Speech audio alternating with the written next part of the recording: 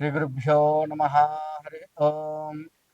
ఆదిత్యాయ చ సోమాయ మంగళాయ బుధాయ చ గురుశుక్రశనైభ్యశ్చ రాహవే కేతవే నమ.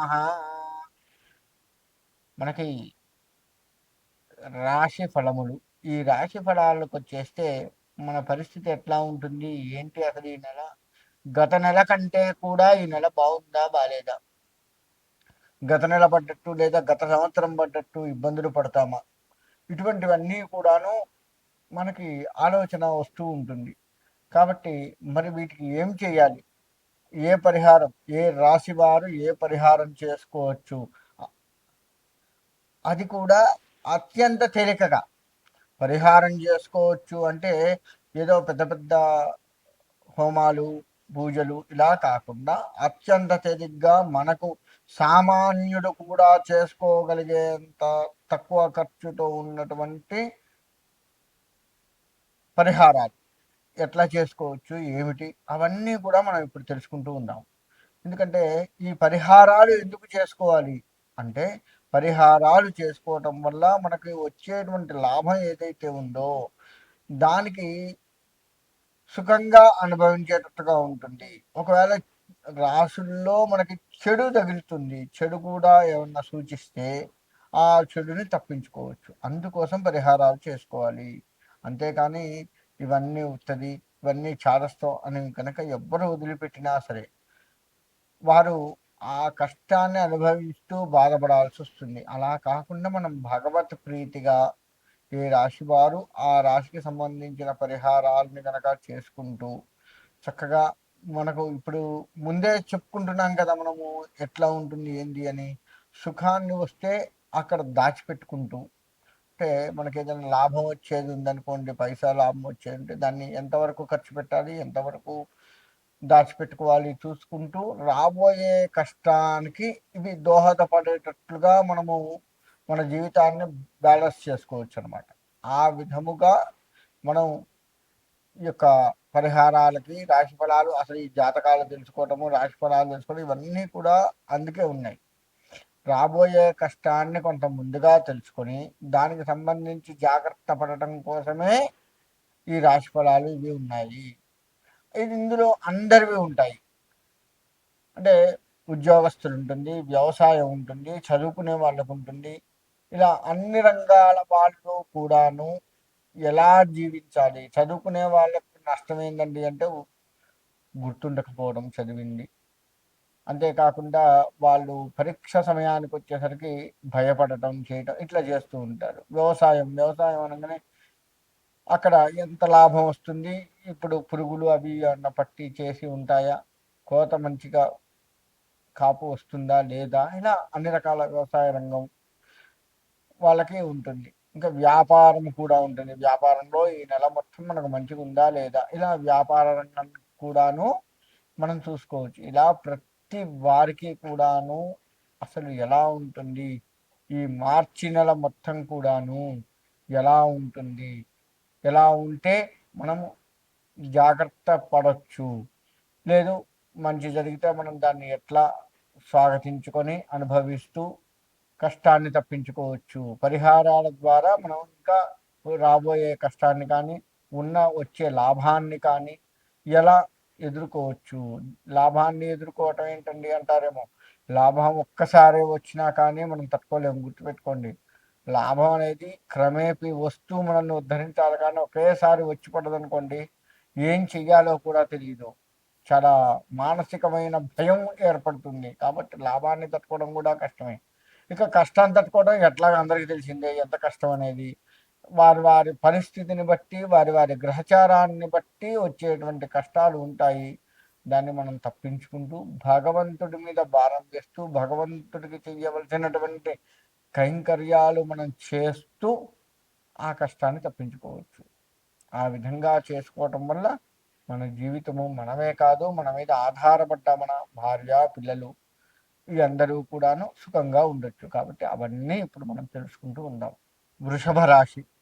ఈ వృషభ రాశి వారికి పట్టిందల్లా బంగారమా అన్నంత బాగుంటుంది. అనుకోకుండా ద్రవ్యాలు వస్తాయి, ఊహించని ధనలాభం అంటారు. మనం అనుకున్న దానికంటే డబ్బులు ఎక్కువగా వస్తాయి. కాకపోతే ఆచితూచి ఖర్చు పెట్టాల్సి వస్తుంది. వచ్చిన డబ్బులు వచ్చినట్లుగా ఖర్చు అయ్యే అవకాశం కూడా కనపడుతుంది. కాబట్టి ఆ ధనాన్ని ఏది అవసరమో, ఎంత అవసరమో చూసుకుంటూ ఖర్చు పెట్టాలి. ఈ వృషభ రాశి వారి దగ్గర ధనలాభం ఉంది, కానీ ఇదొక్కటి ఇబ్బందిగా ఉంది. కాబట్టి వృషభ రాశి వారందరూ కూడా ఈ విధంగా ఖర్చు పెట్టుకోండి. వ్యాపారస్తులకు లెక్క వేసుకుంటే వీళ్ళు అనుకున్న దానికంటే ఎక్కువ లాభాలని చవిచూస్తారు. వీరి యొక్క లాభంలో ఉన్నటువంటి ధాన్యము లేదా ఇతరత్ర ఏమన్నా ఉంటే ఎలుకలు ఆగం చేసే అవకాశం కనబడుతుంది, గుర్తుపెట్టుకోండి. కాబట్టి ఉదాహరణకి కిరాణా షాప్ అనుకున్నాం, ఎలకలు సంచులు కొట్టి ఆ పప్పులు ధాన్యాలు ఏవైనా మనం పెట్టుకుంటాం కదా, అవన్నీ కూడా ఆగం చేసే ఆస్కారం కనబడుతుంది. మరి ఇనప వ్యాపారం చేస్తామండి అంటే చిన్న చిన్న నట్లు బోల్ట్లు ఉంటాయి కదా, అటువంటి ఎలకలు ఎత్తుకొని పోవడం ఇట్లాంటివి కనపడతాయి. అవి వాటికి ఎందుకు ఉపయోగం అని అనిపిస్తుంది, కానీ మనకు నష్టం చేయడం కోసం అవి తీసుకెళ్తాయి ఇంకంతే. అవి వాటితో ఇల్లు కట్టుకుంటాయా లేకపోతే బిల్డింగులు అపార్ట్మెంట్లు లేపుతాయా అనేది కాదు, కానీ మనకు నష్టం జరిగించాలి కదా, దానికోసం ఆ విధంగా చేస్తూ ఉంటాయి ఎలుకలు. కాబట్టి ఆ ఎలుకల బాధ నుంచి కాస్త జాగ్రత్త వహించండి. ఇలా వ్యాపారస్తులకి ఈ విధంగా ఉంటుంది. లాభాన్ని జాగ్రత్తగా చవి చూసుకుంటూ ఖర్చు పెట్టుకోండి. ఇకపోతే ఉద్యోగస్తులకి ప్రమోషన్లు వచ్చే అవకాశం కనపడుతూ ఉంది. ప్రమోషన్లు కూడా మీరు ఊహించినంత ప్రమోషన్ రాకపోయినా కాస్త ఇప్పుడున్న దానికంటే కొద్దిగా మంచిగా ప్రమోషన్ వచ్చే అవకాశం కనబడుతుంది. కాస్త జాగ్రత్త వహించండి. అందులో కూడాను మీరు అనుకున్న చోటికి బదిలీ కావటం కూడా కష్టం అయ్యే సూచనలు మళ్ళా కనపడుతూ ఉన్నాయి. ప్రమోషన్ అయితే ఖచ్చితంగా వచ్చే అవకాశం కనపడుతూ ఉంది.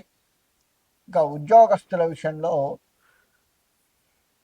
ప్రతిదీ ఆలస్యం చేస్తూ ఉంటారు, అది కొంచెం ప్రమాదకరంగా కనపడుతూ ఉంది.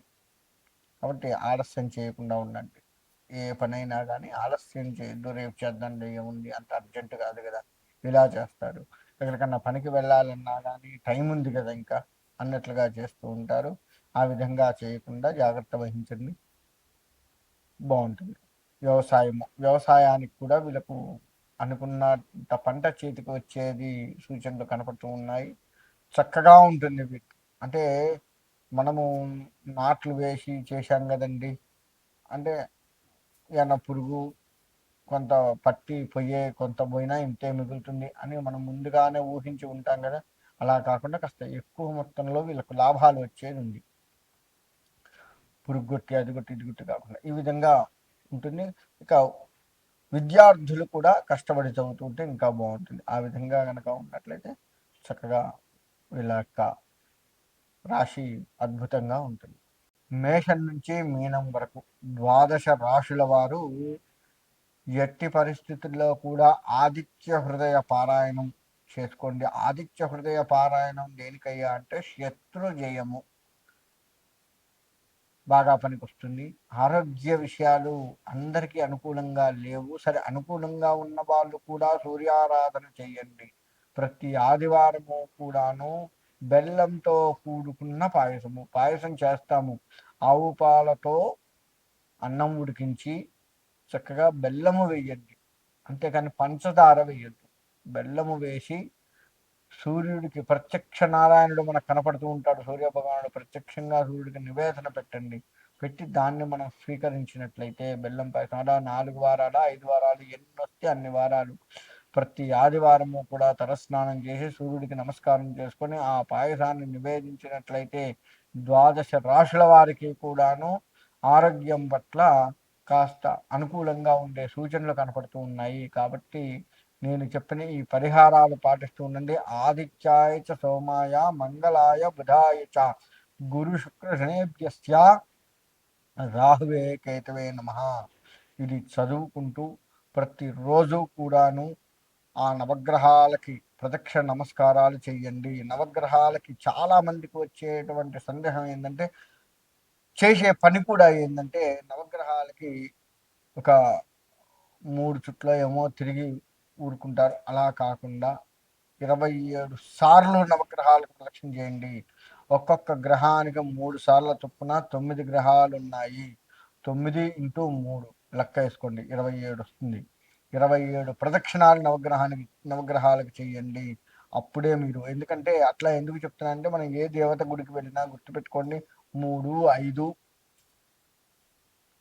ఇలా ప్రదక్షిణాలు చేస్తాం. 3 కానీ, 5 కానీ, 11 కానీ, 21 కానీ, 41 కానీ, 108 కానీ, ఇలా పెంచుకుంటూ పోతూ ఉంటాం. కానీ నవగ్రహాల దగ్గరకు వచ్చేసరికి ఓ 3 ప్రదక్షిణాలు చేసి కూర్చుంటారు, లేదు 9 ప్రదక్షిణాలు చేసి కూర్చుంటారు. అంటే వాళ్ళకేమో ఒక్కొక్కటే ప్రదక్షిణ చేస్తాం. కనీసంగా 3 చేయండి, ఒక్కొక్క గ్రహానికి 3 వచ్చేటట్లుగా చేయండి. అలా చేసుకున్నట్లయితే ఆ నవగ్రహ అనుగ్రహం కలుగుతూ ఉంటుంది. కాబట్టి ప్రతి వారు కూడా నేను చెప్పినటువంటి ఈ ఆదిత్యాయ చ సోమాయ మంగళాయ బుధాయ చ గురు శుక్రనేభ్యశ్చ రాహవే కేతవే నమః అనే మంత్రాన్ని చదువుకుంటూ నవగ్రహ ప్రదక్షిణ చేస్తూ, మీరు ఏ దేవాలయానికి వెళ్ళారో ఆ దేవాలయ ప్రధాన దేవత, శివుడి గుడిలో నవగ్రహాలు ఉంటే శివుడికి మనస్ఫూర్తిగా నమస్కారం చేసుకోండి. అమ్మవారి గుడిలో ఉంటే అమ్మవారికి మనస్ఫూర్తిగా, ఆంజనేయ స్వామి అయితే ఆంజనేయ స్వామికి మనస్ఫూర్తిగా, ఇలా ప్రధాన దేవతకు నమస్కారం చేసుకున్న తర్వాత నవగ్రహాలకు నమస్కారం చేసుకొని ప్రదక్షిణాలు చేసుకొని మళ్ళీ ప్రధాన దేవతకు ప్రదక్షిణ నమస్కారాలు చేయండి. ఈ విధంగా చేస్తే చాలా బాగుంటుంది. కాబట్టి ఈ ద్వాదశ రాశులు కూడా మీకు అనుకూలత ఉండాలి అంటే మాత్రం ఈ విధంగా చేసుకోండి. మీకు నవగ్రహ అనుగ్రహం కలిగి సుఖంగా ఉంటారు. స్వస్తి.